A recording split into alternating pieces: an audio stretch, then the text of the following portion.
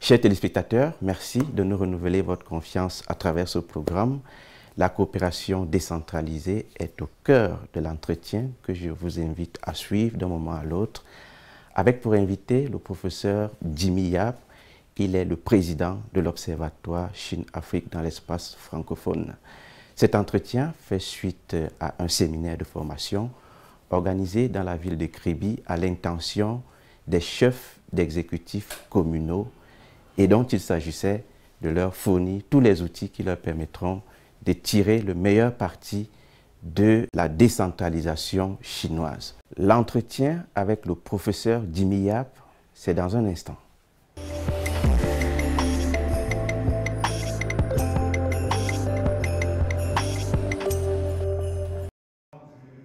Ils sont une trentaine de participants venus des 10 régions du Cameroun à avoir fait le déplacement de Kribi dans le département de l'Océan. Ces acteurs du développement local sont à l'école de la diplomatie territoriale, inspirée du modèle chinois de décentralisation. Ce que nous allons mettre en exergue aujourd'hui, c'est l'exemple chinois. Non pas pour demander que nous puissions faire ce qu'on appelle en anglais copycat, non, mais pour s'inspirer de la façon dont la Chine s'est développée à partir des communautés décentralisées. Ce sont les communautés décentralisées qui ont installé les usines chinoises. Ce sont les communautés décentralisées qui ont impulsé le développement de la Chine. Avant cela, ce n'était pas possible. Pour les acteurs du développement local, le modèle chinois de décentralisation peut à bien des égards impulser le développement dans nos communautés.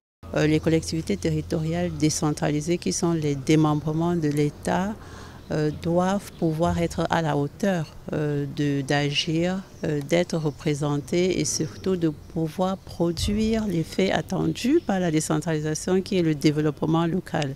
En ouvrant les travaux au nom du ministre des Relations extérieures et en présence de l'autorité administrative et municipale de la ville, Oumarou Shinmoun, le secrétaire général du ministère des Relations extérieures, a demandé aux séminaristes de tirer le meilleur parti des enseignements qui leur seront dispensés dans les 2 prochains jours pour la réussite du processus de décentralisation au Cameroun.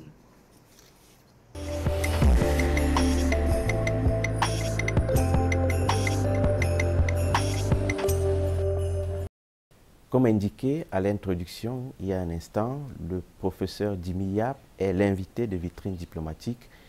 C'est un sinologue, membre de l'Observatoire Chine-Afrique dans l'espace francophone. Professeur, bonjour et merci de répondre à notre invitation. Bonjour et bienvenue à l'Observatoire Chine-Afrique francophone. Avec vous, nous allons parler de la coopération décentralisée. Le sujet fait suite à un séminaire de formation organisé à l'intention de on va dire une trentaine de chefs d'exécutifs communaux dans la ville de Kribi il y a quelques jours. L'objectif pour nos téléspectateurs, c'était de fournir à ces chefs d'exécutifs communaux des outils qui leur permettront de mieux tirer parti de l'expérience chinoise de la décentralisation.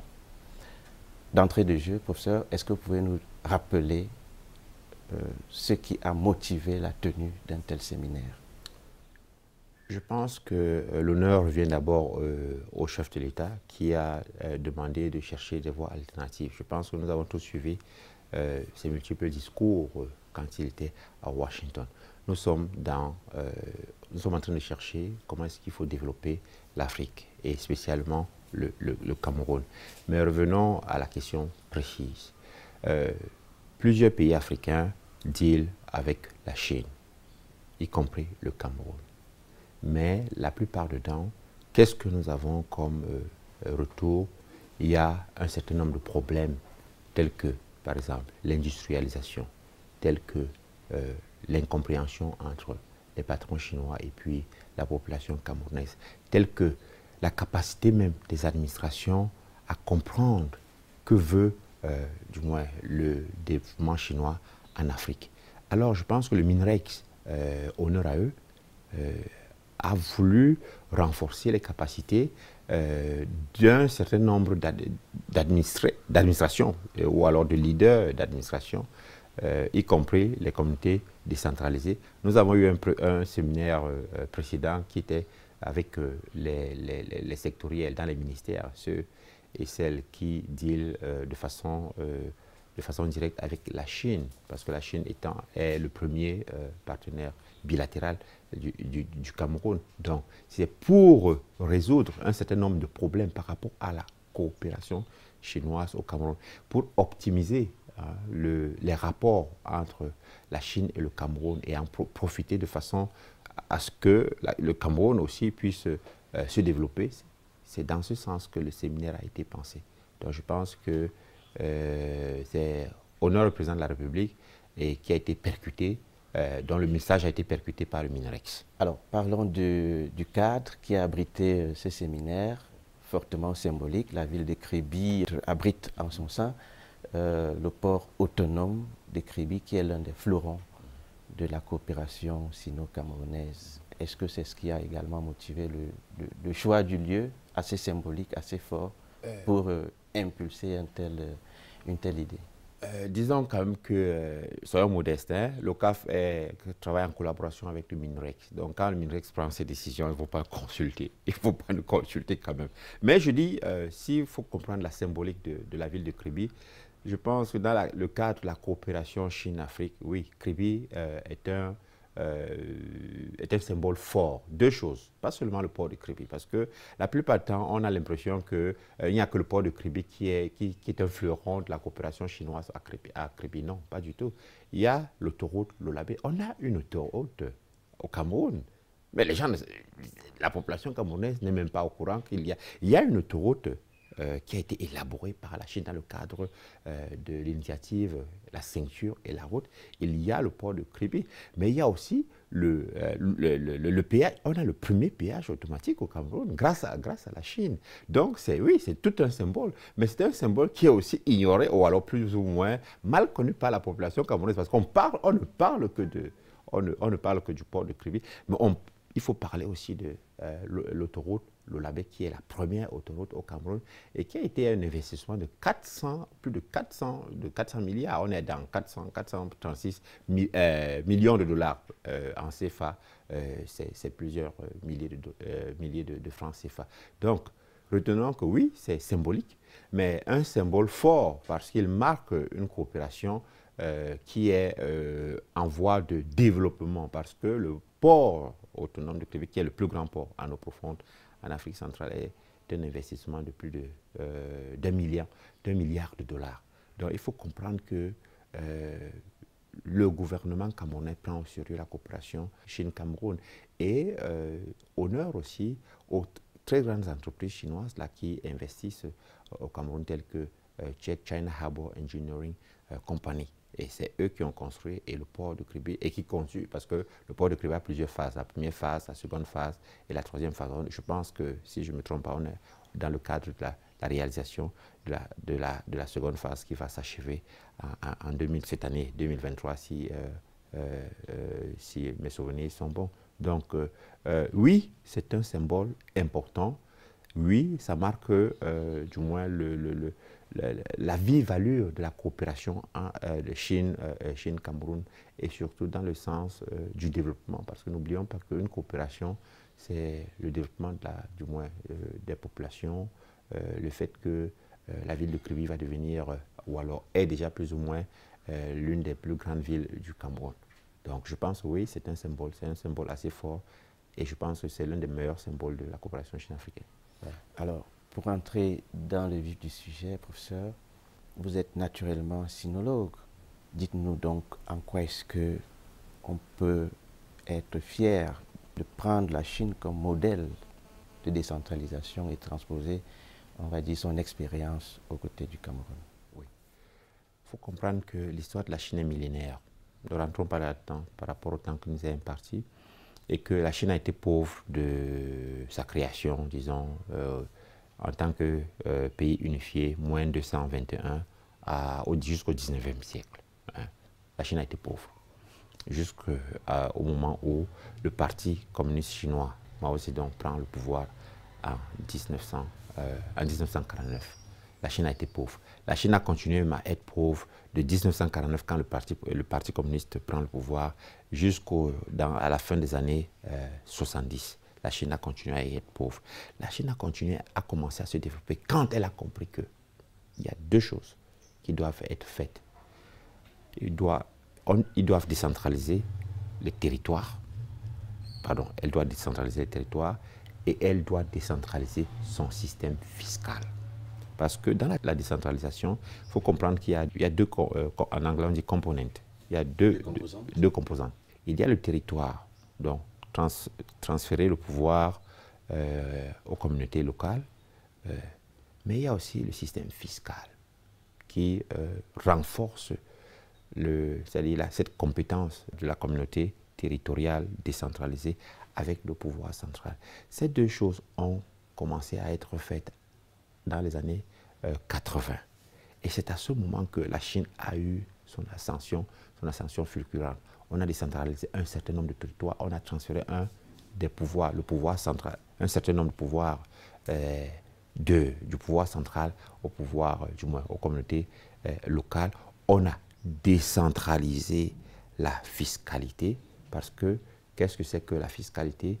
La fiscalité, c'est-à-dire que cette connexion de la finance entre le pouvoir central, les communautés locales et de la façon dont cela est reparti. Donc c'est important. Oui, la Chine a eu son mouvement de développement à partir de la décentralisation ou alors à partir des lois de décentralisation qu'elle a engagées dans les années 80. Dans vos enseignements, qu'est-ce que vous valorisez, qu'est-ce que vous préconisez? S'agit-il de copier intégralement le modèle chinois et de le transposer au Cameroun, ou alors il y a une sorte d'originalité qu'on peut tirer ou bien mettre sur pied, mais en s'inspirant du modèle chinois? Il faut s'inspirer du modèle chinois. D'ailleurs, on a copié aucun modèle nulle part pour qu'il serve de leçon. D'ailleurs, l'échec des modèles que nous avons copiés devrait nous enseigner un certain nombre de leçons. Mais il faut quand même comprendre que la Chine a un modèle particulier qui correspond aux aspirations des populations africaines. Non seulement aux aspirations des populations, mais aussi à la culture africaine, parce que nous sommes une culture qui est centrée sur des valeurs, des grandes valeurs, telles que la famille, vous comprenez? Donc, la Chine présente donc un modèle familial de la gestion de la chose publique qui correspond au respect de l'ancien, au respect de l'aîné. On a un certain nombre de valeurs que nous partageons avec la Chine. Le modèle de décentralisation de la Chine est aussi particulier parce que en Europe, quand vous étudiez comment est-ce que l'Europe s'est véritablement décentralisée, c'est pas le même modèle. On est dans un pouvoir qui, d'ailleurs, l'Europe s'est développée non pas dans la décentralisation, mais dans le pouvoir central. Il ne faut pas qu'on nous trompe véritablement. Je pense même que la Chine est l'un des rares pays à s'être développé dans la décentralisation. Prenez la France, prenez l'Angleterre, prenez les États-Unis. Tous se sont développés, bon, disons, les États-Unis en particulier, parce que c'est un conglomérat d'États, mais l'Europe ancienne s'est développée dans la centralisation, pas dans la décentralisation. Donc il n'y a qu'un modèle à regarder du côté de l'Europe véritablement. Le modèle qu'il faut, qui est un modèle de réussite, de décentralisation, c'est celui de la Chine. Il y a un modèle de décentralisation en Inde, mais l'Inde est toujours dans la pauvreté, du moins l'un des pays les plus pauvres, même si en même temps on a des pôles de richesse assez développés. Donc le seul modèle que véritablement nous pouvons avoir actuellement, c'est la Chine. Et un modèle qui a lifté au moins 800 millions de personnes de la pauvreté extrême, c'est-à-dire de 1980 à presque en 2010, hein, la Chine a sorti 800 millions de personnes de l'extrême pauvreté. Parce qu'il faut comprendre aussi que tous les thèmes que nous utilisons en tant que politologue, en tant qu'économiste, c'est le thème le plus important, c'est le développement. Et le développement est un problème réel, c'est-à-dire de vous à moi. C'est-à-dire qu'il faudrait que ma capacité de pouvoir d'achat soit augmentée, que je puisse amener mes enfants à l'école, que je puisse les soigner, que je puisse nourrir ma famille, que je puisse avoir une maison. Donc, il faudrait rentrer dans le concret quand on parle de développement. La Chine a fait cela pour ses citoyens. Et ça, c'est très important. 800 millions de personnes en moins de 30 ans. Oui, si on fait le ratio, on peut, oui, et en même temps, on va dire que c'est un problème de population, mais que non, c'est un problème de modèle politique. Hein. Donc, modèle politique, modèle de développement. La décentralisation a véritablement lifté la Chine du pays en voie de développement à un pays en développement. Hein. C'est ce que je pense. Pour aboutir donc à ce développement tant souhaité, quelle est la place qu'occupe la formation de la ressource humaine? Bien sûr, ça c'est une bonne question et c'est pour cela que nous étions à Krébé. Figurez-vous qu'on ne fait aucun concours pour être maire. D'accord? On ne fait aucun concours. On ne vous demande pas si vous avez les capacités à être maire, il n'y a rien complètement. Vous vous levez un matin, vous déposez votre candidature, vous êtes maire. Et vous dirigez 200 000 personnes. On est quand même élu sur la base d'un programme, je peux dire, oui, c'est ce que politique je dis. Attrayant. Oui, mais c'est ce qu'on est en train de dire, véritablement. On est en train de dire la même chose. On dit que, oui, mais on ne vous demande rien du tout. Vous avez... c'est pas sûr que vous êtes élu sur la base de votre programme politique, hein, parce que les gens qui élisent ont leurs propres critères. Oui, véritablement. Donc, retenons quand même que n'importe qui peut être maire. Partons de ce postulat-là.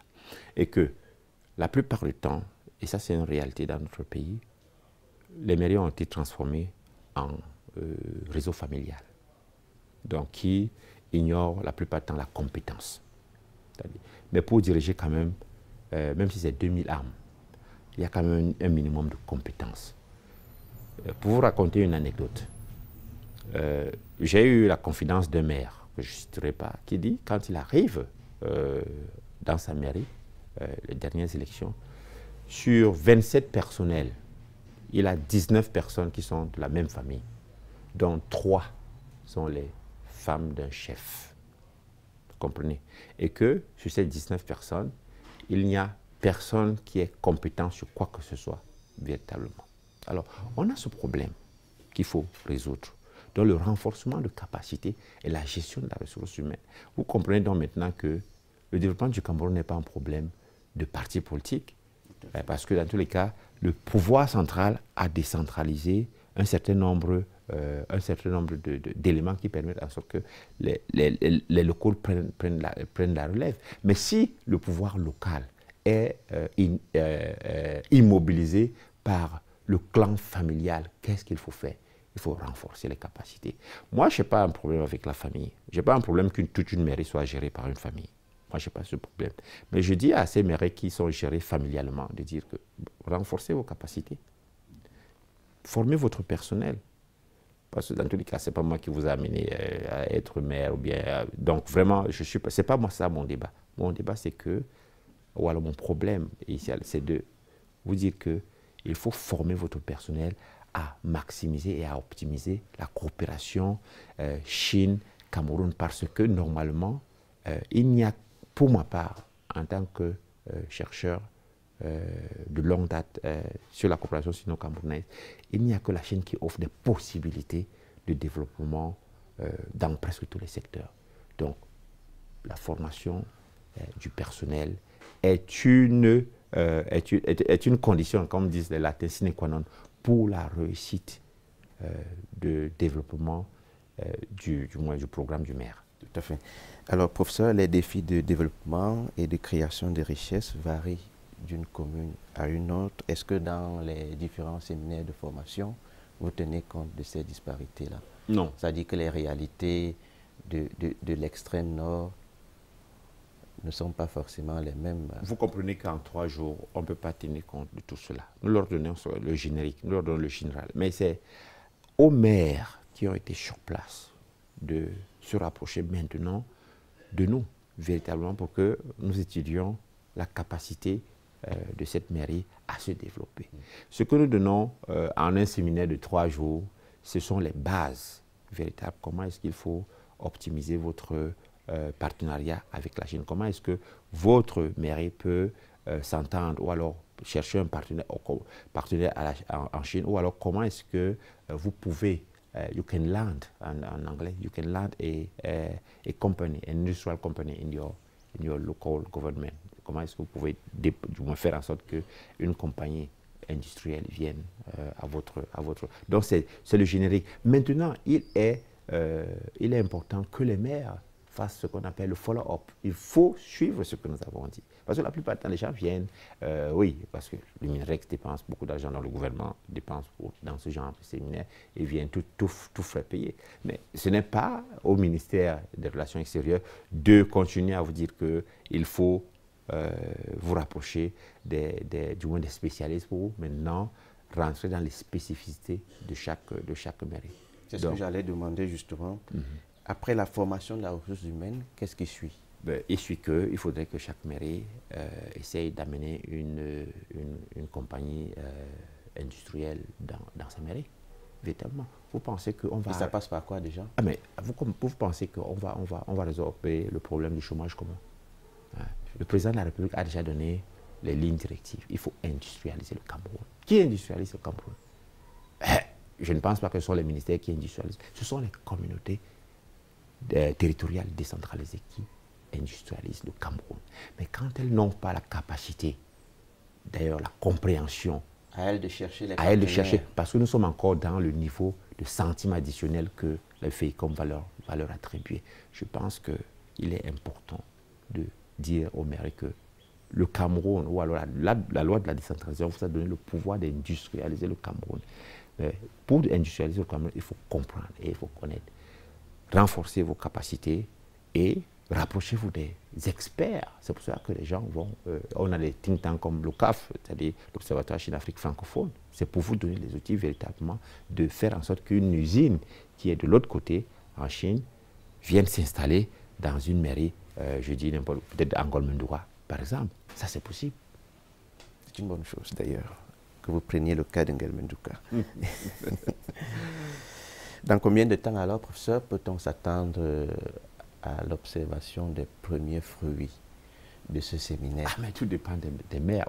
Vous n'allez pas forcer un maire à industrialiser sa communauté. Vous n'allez pas. Il y a des gens qui ont des programmes différents. Il y a des gens qui ont... c'est la capacité du maire à comprendre que normalement sa réélection dépend de sa capacité à renforcer ou alors à développer ces populations. Nous avons eu déjà des séances de travail ici avec un certain nombre de maires à la suite de ce séminaire. Je pense quand même que nous avons des maires qui sont assez éclairés, surtout ceux qui ont été là dans tous les cas. Ils étaient assez éclairés et je pense que les résultats vont se sentir. Quand vous allez voir qu'il y a une usine qui s'est installée dans une commune, une usine chinoise, vous saurez que véritablement. Mais je pense que surtout les maires qui étaient présents à ce séminaire, je pense que les résultats vont se sentir très bientôt, surtout qu'ils pensent à leur réélection dans 2 ans, véritablement. Et très certainement, ils vont relayer l'information à tous ceux qui n'étaient pas présents, puisque la salle que j'ai vue à Kribi ne pouvait pas accueillir tous les maires du Cameroun. Alors, pour sortir de cet entretien, professeur, quel sera pour vous le mot de la fin? Je dirais que l'État camerounais, le président Paul Biya a mis le pays sur la voie du développement, a donné un certain nombre de lignes directives. J'entends souvent, d'ailleurs la plupart du temps, si l'État appliquait la loi de la décentralisation. Mais je dis, je ris beaucoup parce que la loi de la décentralisation, elle est déjà là.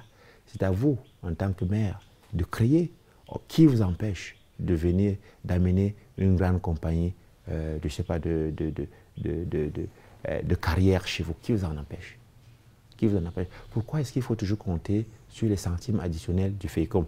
Le FEICOM a son rôle, évidemment, et le FEICOM doit vous donner vos centimes additionnels. Mais ce n'est pas comme ça que vous allez résorber le problème du chômage. Donc, s'il vous plaît, mon message est clair, il est que suivez le message du président de la République, Paul Biya, qui dit « Industrialisons le Cameroun ». Et l'industrialisation ne peut passer que par la responsabilité des maires à installer des usines dans leur localité. Professeur Jimmy Yap, merci d'avoir accepté notre invitation. J'espère que ceci n'est pas la dernière parce que j'aimerais également que nous parlions peut-être dans le cadre d'une prochaine émission des missions de l'Observatoire Chine-Afrique dont vous êtes membre. dans l'espace francophone. Président d'Observatoire. Donc vous êtes président. Merci. Oui, donc vous êtes le bienvenu. Hein. Dans tous les cas, le débat est important. Et d'ailleurs, je vous invite à revenir pour ce débat. Merci beaucoup. Merci également d'avoir accepté notre invitation, chers téléspectateurs. Merci d'avoir regardé ce programme. Retrouvons-nous dans 2 semaines. Au revoir.